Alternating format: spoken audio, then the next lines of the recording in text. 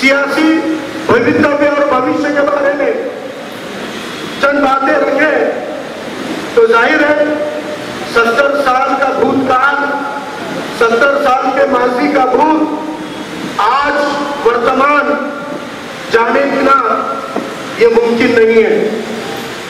एक आगाज सियासी तहरीकों का जो हो रहा है, जाहिर बात है पहला इलेक्शन लोकसभा 2019 है और उसके 6 महीने बाद विधानसभा 2019 है। तो मैं बहुत ज्यादा तारीख में वक्त नहीं डालूंगा।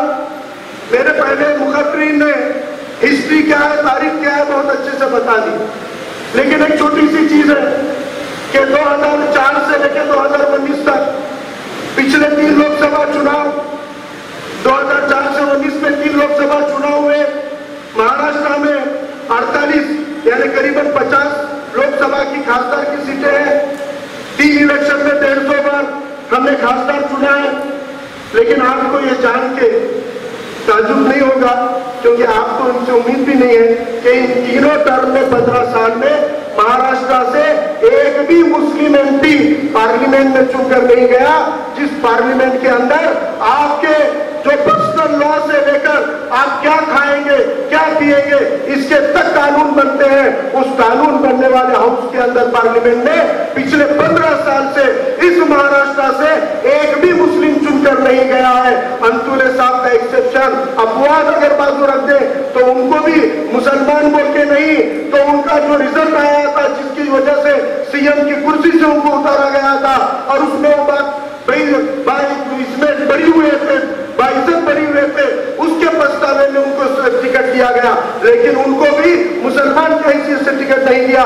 इसलिए 15 साल में एक बार भी एक भी मुस्लिम इस महाराष्ट्र से, जिसकी यहाँ तादाद 11% है, इस पूरे महाराष्ट्र में मुसलमानों की तादाद 11% है, 48 या 50 सीट को पकड़े तो हर टर्म में 5 एमपी पार्लियामेंट में जाना चाहिए। लेकिन 15 साल में एक भी एमपी अगर पार्लियामेंट में नहीं गया है तो 70 साल से आपने अपने वोट जिसको बेचे हैं वो तो उसकी बिना किसी कीमत से यानी रद्दी वाले से भी बड़ी नासमझी आज इस कौम ने कर दी है कि हम बिना किसी मोल भाव के अपने वोट डाल देते हैं किसी के झोली में।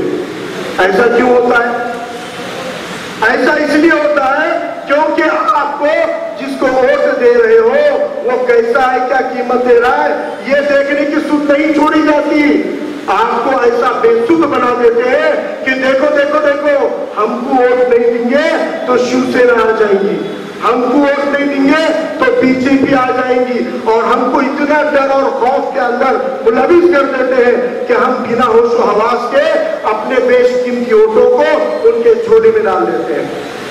साथियों के पिछले 70 साल का नतीजा दूसरा ये भी है, सिर्फ एक ही चीज है कि हम किसी भी विभाग में नौकरियों में 3% भी नहीं है, लेकिन हम जेलों में 40% है। 40% मुसलमान महाराष्ट्र के जेलों में कैद है। ये नतीजा है 70 साल से जो फैसले आप कर रहे हैं, अब तक किए गए फैसले कितने सही थे कितने गलत थे, ये सोचने का ये वक्त है। अब यहाँ पर एक बात है कि अगर आप सेक्युलर पार्टियों की मुखालिफत करोगे तो आपको बीजेपी का एजेंट बना दिया जाता है। आपने अगर कांग्रेस राष्ट्रवादी के खिलाफ बात की तो आपको बोलते अरे उनको नको सुनो ना, बीजेपी के एजेंट है। कांग्रेस ने आज इतना, हमने भी आज तक, मेरे को 28 साल हो गए समाजी जिंदगी के और 12 साल हो गए सियासी जिंदगी के। 2006 से मैं पॉलिटिकल पार्टियों में हूं और आज तक मैं दावे से कहता हूं हमने फिरका परस्तों की, धर्मांध और जातिवादी ताकतों की मुखालिफत की, उसके खिलाफ दे रहे, लेकिन कभी भी हमने इन ढोंगियों के सामने घुटने नहीं देखे। मैं आपको ये बात और फिर बता दूं कि हम पहले मुस्लिम लीग की मुखालिफत भी किए, बीजेपी की भी किए, शिवसेना की भी किए, एमआईएम की भी किए, लेकिन जब हमने देखा कि ये सबकी जड़ कहां पर है तो तब पता चला कि जिसको हम अब तक सेक्युलर समझ रहे थे वो सब फिरका परस्ती को जनने वाली जननी है और वो जननी को हम आज तक सेक्युलर समझ रहे हैं। इसलिए आज हम ये चाहते हैं कि सेक्युलरिज्म ये मुल्क का बरकरार है, लेकिन आज मुल्क की कोई सियासी पार्टी सेक्युलर नहीं है, मैं एक सियासी एक्टिविस्ट कार्यकर्ता होते हुए दावे से कहता हूं, भारत साहब को मैं कहना चाहता हूं, इन 70 सालों में इस मुल्क के अंदर एक बहुत बड़ा जुल्म हुआ है। डॉक्टर बाबा साहब अम्बेडकर ने इस मुल्क से अछूत को खत्म किया, अस्पृश्यता को खत्म किया, इस संविधान के बल पर ऐसा हथियार के अस्पृश्यता को खत्म किया। लेकिन बाबा साहेब 70 सालों में इस मुल्क के अंदर एक नई अछूत जमात पैदा हुई है। या 70 वर्षामध्ये या महाराष्ट्रामध्ये एक नवीन अस्पृश्य जमात निर्माण झालेली आहे आणि ती अस्पृश्य जमात राजकीय मुसलमान आहे आणि मुसलमानांसोबत अस्पृश्यतेचा व्यवहार केला जातो। अगर मुसलमानों के ऊपर होने वाले जुल्म के खिलाफ में अगर राहुल गांधी बात कर लेंगे, अगर अशोक चौहान बात कर लेंगे, तो उनको लगता है हिंदू नाराज हो जाएंगे। मुझे बताइए, इसी स्टेट के अंदर अगर आपके खाने का हक छीन लिया गया है, हम गो हत्या के खिलाफ हम भी है, गाय हत्या के खिलाफ में 74-78 का कानून है, जाने को उसको कबूल कर लिया गया था, लेकिन आप उसकी स्टेप बढ़ाकर आप बैल की भी हत्या पे पाबंदी डालिए। जो सबसे ज्यादा और सस्ता प्रोटीन का डाइट इस कौम को, पसमंदा कौम को मिलता था, आपने उनके थाली में से उनकी पोटी रोटी छीनने का काम कर दिए। लेकिन किस लीडर ने उसके खिलाफ में कैंपेनिंग चलाई? आप मुझे नाम बताइए, 70 साल से जिनको वोट दिया, उन्होंने एक बार को भी असेंबली बंद कराई क्या? उन्होंने एक बार को भी असेंबली के बाहर में कोई धरना दिया क्या? उन्होंने एक बार भी आपके शहर के मेन स्टेज से कभी आवाज लगाई क्या?